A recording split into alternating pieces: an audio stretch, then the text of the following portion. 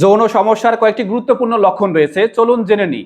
Libido বা ইচ্ছাটা অস্বাভাবিকভাবে কমে যাওয়া, ইরেকশন হতে দেরি হওয়া বা ঠিকমতো শক্ত না হওয়া, ইরেকশন ধরে রাখতে সমস্যা হয় বা মাঝপথে নরম হয়ে যায়, সময়টা একদম কমে গেছে, খুব অল্প সময়ের মধ্যে সবকিছু শেষ হয়ে যাচ্ছে, অর্গাজমের সমস্যা হচ্ছে, ঠিকমতো অর্গাজম হচ্ছে না, আপনি যখন মেলামেশা করছেন ব্যথা বা অস্বস্তি অনুভব করছেন, আপনার প্রাইভেট পার্টে চুলকানি, ফুসকুড়ি, ঘা এবং অস্বাভাবিক স্রাব দেখা যাচ্ছে, আপনার যখন আপনি প্রসাব করতেছেন জ্বালাপোড়া অনুভব হচ্ছে বা ব্যথা লাগছে, আপনার যখন অনেক চেষ্টা করার পরও বাচ্চা কাচ্চা কনসিভ হচ্ছে না, তাহলে বুঝতে হবে এই লক্ষণগুলো যখন আপনার মধ্যে আছে, আপনি যৌন সমস্যার মধ্যে আছেন। অবশ্যই আপনাকে সুচিকিৎসা নিয়ে নিতে হবে।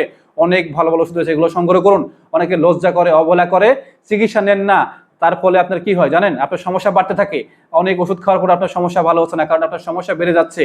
আপনাকে সুচিকিৎসা নিতে হবে। সঠিক সময়ে চিকিৎসা নিলে অনেক বড় বড় রোগ থেকে মুক্তি পাওয়া সম্ভব। তাই যারা এখনো অবহেলা করছেন, অতি দ্রুত সুচিকিৎসা নেবেন। অল্প সময়ের মধ্যে ইনশাল্লাহ 100% স্থায়ী চিকিৎসা পাবেন। সকলে ভালো থাকুন। আসসালামু আলাইকুম রহমতুল্লাহ।